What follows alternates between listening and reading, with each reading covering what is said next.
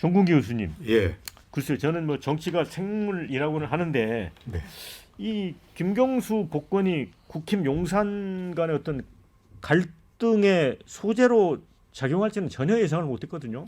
그렇습니다. 이 문제를 가지고 굉장히 지금 뭐 정치공학적으로 정치 계산을 하고 있는데 저는 그거보다는 한동훈 대표의 그 입장이 맞는 것 같습니다. 왜냐하면 김경수 전 지사가 그 저지른 죄를 우리가 한번 보면 너무나 그 국민들을 우롱한 그런 그 죄거든요. 네.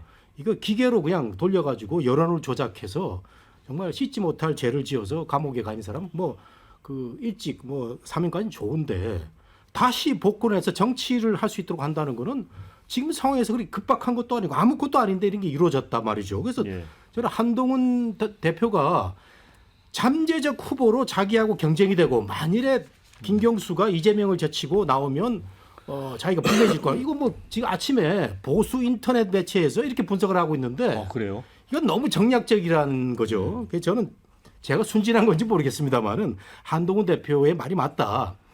본인이 반성을 하지 않고 있어요. 내가 뭘 잘못했냐고 하는 이거는 있을 수가 없는 일이고 사법부의 판결을 부정하는 행위인데 당연히 저는 그 한동훈 대표의 입장이 맞다고 생각이 되는데 용산에서 왜 이런 거를 추진할까라는 생각을 해보면 야당 대표와의 어떤 물밑 거래, 그 협치라는 얘기까지 나오는데 이건 아니다 싶어서 요거는 우리가 원칙적으로 원론적으로 한번 봐야 되지 않을까 이런 생각이 드네요. 네. 자, 박 의원님. 네. 우리 교수님은 지금 용산이 판단을 잘못하고 있는 것 같다. 이거 복권하면 안 된다는 입장이거든요. 그러니까 대통령 그 특별사면권에 대해서는 뭐 여러 가지 의견이 있을 수 있습니다. 저도 뭐 그렇게 이 대통령 특별사면권에 대해서 좀 이제는 제한이 필요하다. 근데 이제 헌법 개정 사항이거든요. 네. 근데 지금 헌법 개정을 하지 않는 한 뭐 현재 특별사면권을 제도적으로 제한할 방법은 없고요. 근데 이번에 김경수 지사 복권만이 이게 싱글 이렇게 아웃돼 가지고 이슈가 크게 돼서 그렇지 사실은 사면 복권 전체로 보면 지금 국민의힘의 일단 국정농단 관련자들 조윤선 전 수석 전 장관, 안종범 수석, 현기환 수석, 원세훈 전 원장, 또 김선택 대전시장 이런 분들이 다 복권이 됐어요. 그러니까 보통 이제 사면 복권을 정치인들을 안 하면 모를까 정치인들을 하게 되면 여야 균형을 맞추거든요. 이번에 보면 이렇게 다섯 명이나 국민의힘의 과거 어쨌든 정치인들을 복권하는데 야당을 한 명도 안 넣었다. 그리고 야당을 넣는데 김경수 지사를 안 넣었다. 이상하잖아요. 저는 이제 그런 차원의 고려가 더 크게 작용한 거라고 보고 글쎄요 한동훈 그 대표가 그렇게 말씀하시는 게 뭐 일견 저는 그럴 수 있다고 봅니다. 근데 통상은 결정되기 전에는 여러 가지 의견이 있지만 결정된 뒤에 대통령 고유 권한 행사에 대해서 공개적으로 토를 다는 경우는 없는데 좀 이례적이다. 그런데다가 그 한동훈 대표가 말씀하신 내용이 자기 모순이에요. 2022년 12월 달에 사면을 주도했던 건 본인이었습니다. 법무부 장관으로서. 이 사면 절차를 보면 법무부에서 법무부 사면심사위원회에서 다 명단을 취합해가지고 갖게 해서 거기서 결정을 해서 대통령한테 그 품위를 올리고 대통령이 결정을 하는 거거든요. 그러면 그 전 과정을 본인이 법무부 장관으로 주도했는데 그때는 김경수 지사가 그때는 반성했습니까? 그때는 뭐 김경수 지사가 자기 그 범죄 혐의를 인정했습니까? 아니거든요. 근데 어쨌든 자녀 용기가 남아 있는데 그걸 사면해 주는 걸 본인이 주도해 놓고 이제 와서 지금은 반성도 하지 않고 뭐 인정도 하지 않는 사람에 대해서 복권해 주는 건 틀렸다. 그럼 그때 사면도 틀렸다고 인정하고 본인도 잘못했다고 얘기해야죠. 그런 면에서 저는 자기 모순이 있다고 보고요. 나머지 이분들 뭐 조윤선, 안종범, 뭐 현기환, 원세훈 이분들이 반성했다는 얘기는 저도 못 들어봤어요. 예. 그럼 그에 대해서는 왜 비판 안 하냐? 예. 그런 면에서 한동훈 대표답지 않게 뭔가 이래저래 허점이 많은 굉장히 정략적인 어쩌면 좀 공학적인 그런 메시지를 내고 있는 게 아닌가 이런 생각이 듭니다. 네. 올라온 댓글 중에 뭐 이런 게 있습니다. 이 안철수 의원이 아마 페이스북에 올린 글을 보신 것 같은데 이 사건 클래스가 어마어마하더라. 1초당 2, 3회 골 8천만 번 조작한 세계적으로 전무후무한 사건인데 너무 쉽게 복권해 주긴 그렇다. 또 이런 의견도 있습니다. 저도 거기에 동의하고요. 지금까지 본 적이 없었던 창의적인 범죄거든요. 이건 누가 뭐 이렇게 총대 메고 선거에서 늘 있었던 일, 그걸 한 게 아닙니다. 매크로 돌려서 그 직접 주도했죠. 시험까지 가서 드루킹 시험까지 봤지 않습니까? 김경수 전 지사가. 민주주의의 근본을 위협한 것이기 때문에 저는 개인적으로는 이 복권이 저는 타당하다고 생각하지는 않습니다. 그리고 이 문제에 대해서 이제 한동훈 대표가 이의를 제기한 것이 저는 자중질환이다 이렇게까지 해석하는 것은 좀 과하다 생각하고요. 의견이 다를 수 있습니다. 그리고 다른 의견을 표출하고 표시할 줄 아는 것이 바람직하다라는 것이 저는 국민들의 선택이라고 그 판단이라고 생각합니다. 당정이 똑같은 목소리 내는 것에 대해서 국민들이 그 좋게 보시지 않는다는 것이 우리가 지난 총선 통해서 입증되지 않았습니까? 한동훈 대표가 이번에 공개적으로 자기의 목소리로 반대한다고 하진 않았습니다. 예. 그 문제에 대해서 이제 그 대통령실에서도 그 부분은 평가한다라는 그런 보도도 있었고요. 그 결정되기 전부터 반대한다는 의사를 대통령실에 계속 이제 전달한 것으로 알려져 있고, 그다음에 이제 그 결정이 됐다라는 보도가 나온 뒤에는 반대했었다라는 역사의 기록을 남긴 거죠. 저는 필요한 일이라고 생각합니다. 그렇다고 해서 대통령 절대 그거 복권하지 마십시오라고 공개적으로 그 거부한다라든가 이런 뜻을 밝힌 것이 아니지 않습니까? 저는 이제 그런 수준에서의 그것은 이제 할 수 있는 것이라고 생각하고요. 아까 말씀하신 이제 모순 아니냐 법무장관 때 사면했는데 그 부분도 이제 그 최근의 보도를 보면 법무장관일 때도 반대했었다. 사면에 반대했었다. 한동훈 장관은. 그렇지만 사면과 복권은 대통령의 권한이기 때문에 대통령이 최종적으로 결정한 것에 대해서 이제 존중하는 그런 의미였던 거고요. 저는 대통령은 통합과 아까 말씀하신 여야 균형 이런 것에 좀 더 이제 비중을 둔 것이고 한동훈 법무장관 현재 대표는 법치와 공정 이런 것에 좀 더 이제 그 가치를 둔 것이고 그런 의견의 차이라고 저는 생각합니다. 네. 제가 자, 짧게만 얘기하면 결국 이런 거죠. 그게 이제 차별화를 저는 한동훈 대표가 의식하는 거라고 봅니다. 나는 기록에 남기겠다. 난 반댈세. 차별화. 라는 거를 법무부 장관 시절의 얘기도 이제 와서 그때 나는 반대였다고 얘기하는 게 적절합니까? 그거 역시 저는 난 반댈세라는 걸 남기겠다. 나는 윤석열과 다른 사람이다. 이걸 남기겠다는 의도라고 봐요. 이게 대통령실로서 굉장히 불쾌한 얘기일 수 있어요. 네. 자, 차별화 측면에서 이제 설명을 해주셨는데 올라온 댓글에도 이런 게 있어요. 한동훈 대표가 선을 넘었다. 이런 의견이 있는가 하면 대통령 위에 한동훈 시대 열렸다. 이런 의견이 있습니다. 그게 너무 좀 지나친 댓글 같기도 하고요.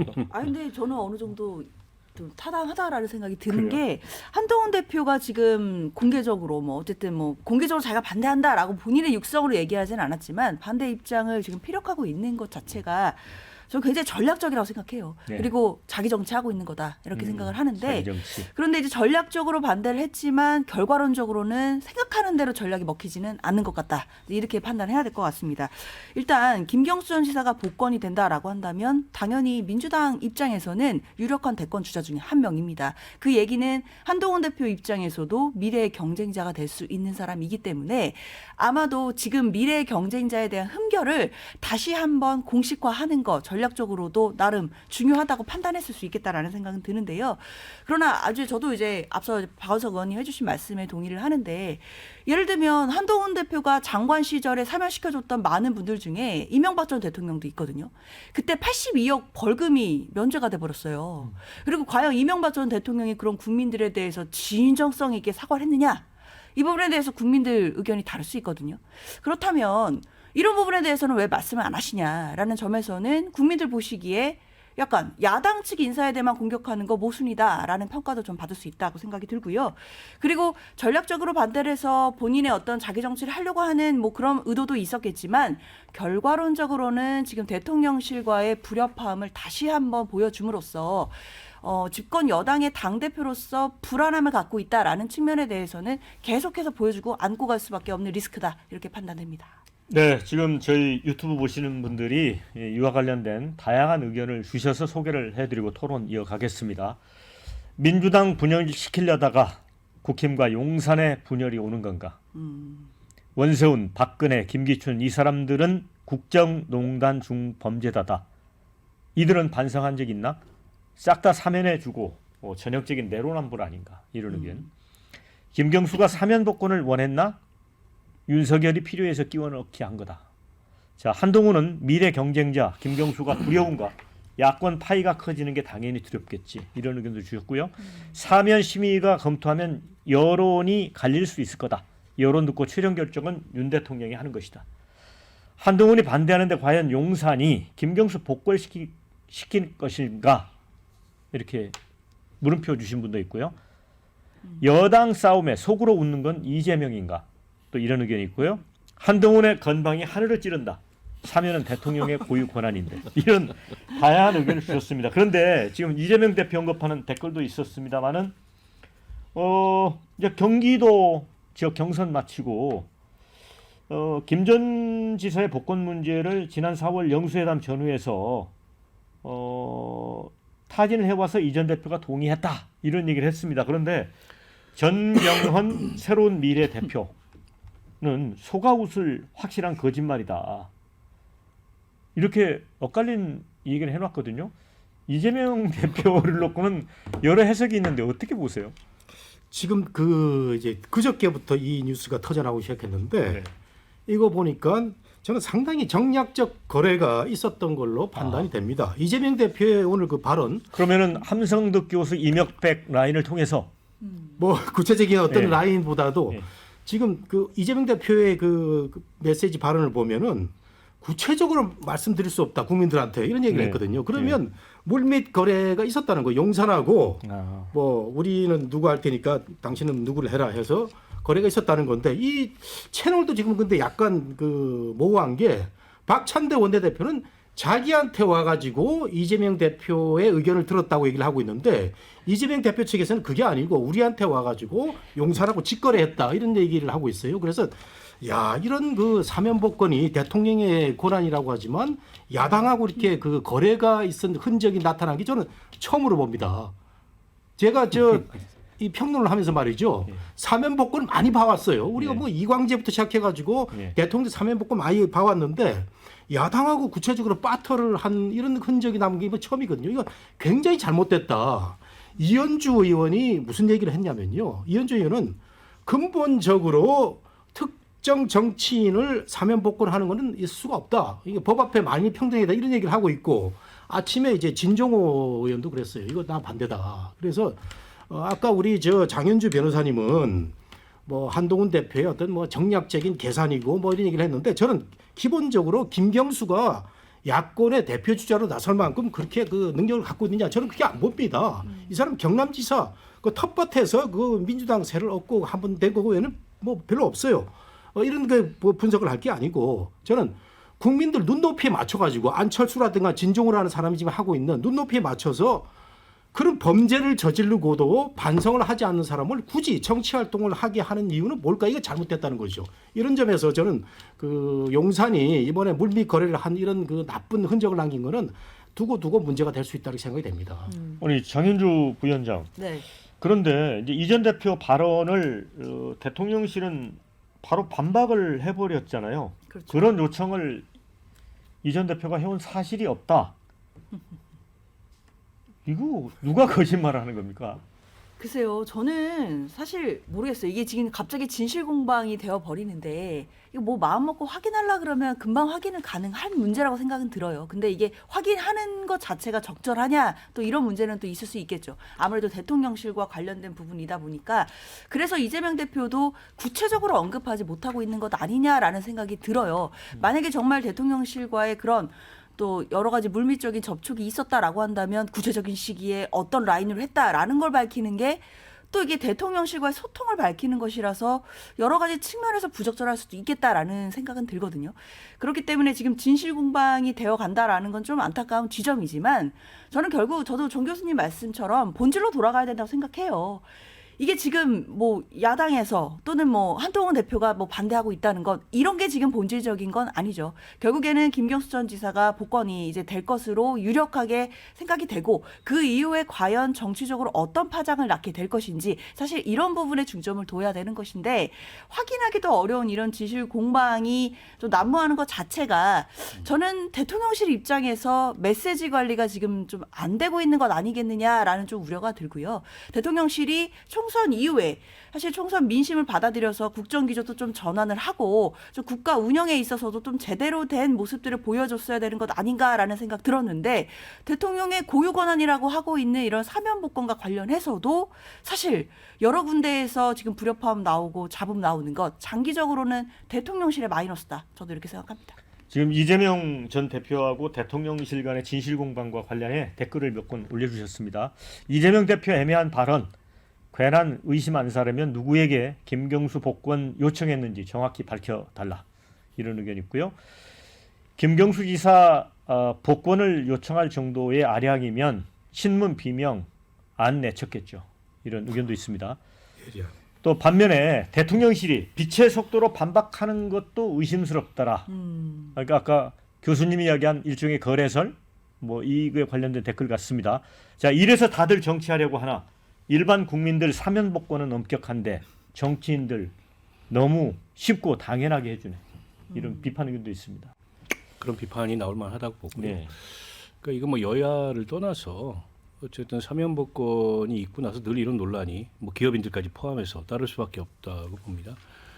근데 저는 뭐 2022년 12월에 사면된 이후로 당시에 복권은 왜 안 되냐 이런 얘기가 그때부터 있었고, 그러니까 이게 민주당 내부의 당론 같은 건 아니지만 어쨌든 사면 복권과 관련돼서 1순위로 늘 이 김경수 지사가 거론되고 거기에 더해서 뭐 정경심 교수 회자됐기 때문에 아마 그런 얘기를 공사석에서 여권을 상대로 좀 했을 가능성이 있다고 봅니다. 네. 다만 지난 그 총선 이후에 대통령과 이재명 대표 간의 영수회담의 의제는 아니었던 것 같아요.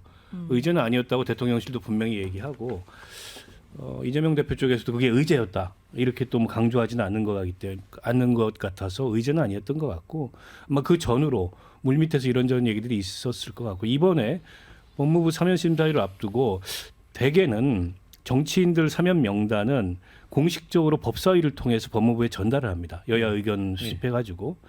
근데 이번에 그 경로를 통해서는 전달이 안 됐던 것 같아요. 다만 박찬대 원내대표가 아마 여권 인사에게 그 김경수 지사 사면 얘기를 거론했던 것 같습니다. 사면심사위 개최 전후로 해서.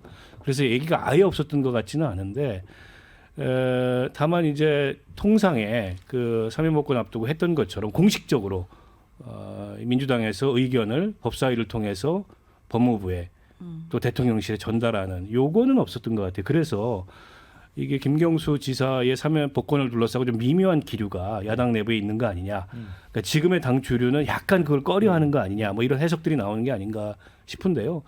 어쨌든 뭐 결정은 대통령 최종 결정이 남아 있지만 된 거고 이후에 이제 이게 어떤 정치적 그 효과를 낳을 건지는 뭐 지금 속단하기 어려운데 당장 김경수 지사가 복권이 된다는들 바로 정치 활동을 재개하는 것도 아니고 연말까지 외국에 있는다는 거 아닙니까? 돌아와서 정치 활동을 재개해도 그게 민주당 대선 구도에 큰 변화를 줄 수 있을지 여부도 현재로서 좀 불투명합니다. 그래서 너무 해석들이 많이 앞서는 것 같아요. 네. 자, 우리 이제 박원석 의원님이 약간 언급을 해주셨는데 지금 야권 내부가 좀 미묘한 건 사실인 것 같습니다. 이제 친명계는 약간 좀 경계하는 모습이 있고요. 이제 이재명 일국 체제가 뭐 굳어졌지만 또 사법 리스크 뭐 10월에 이제 재판 결과 나오지 않습니까? 그런 측면이 있고 그래서 친명 좌장인 정성호 의원은 사실은 이게 이슈가 되기 전에 윤석열 대통령이 야권 분열령으로 사면 카드를 쓸 가능성이 있다 이런 말을 한 적이 있습니다. 그리고 이제 경기 지역 경선 열렸었는데 김두관 대표 후보가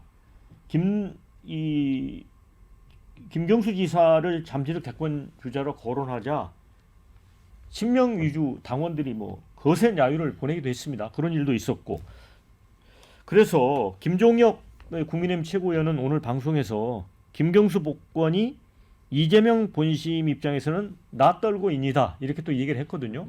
그런데 문제는 김경수 전 지사가 세력 여러 가지 측면에서 팬덤 어떤 뭐 정치적 비전 이런 측면에서 진보의 구심점이 될 수 있느냐 이것도 별개인 것 같아요. 어떻게 보세요, 호 대변인? 그러니까 이재명 일극 체제가 이렇게 공고한데 김경수가 무슨 변수가 될 수 있겠느냐라는 게 일반적인 생각인데, 근데 이제 시한폭탄은 하나 큰 걸 걸머지고 계시잖아 이재명 대표님. 시한폭탄. 이거는 우리가 밖에서 보는 것보다 본인은 엄청나게 저는 불안할 거라고 생각합니다.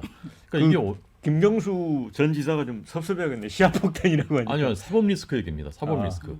이 사법 리스크가 터지면 예. 상황이 완전히 달라지는 거거든요. 네. 그러면 지금 이제 그 지리멸렬하고 있는 친노 친문에 누군가 구심점은 필요한데 그것이 이제 유일한 희망이 김경수 아니냐 이제 그런 예. 인식이지 않습니까? 그래서 저는 이게 복권되고 나면요 윤 대통령이나 한동훈 대표한테는 그냥 잊혀진 일이 될 겁니다. 지금 뭐 갈등서 이런 거는 하루 이틀 지나면 다 없던 일이 돼요.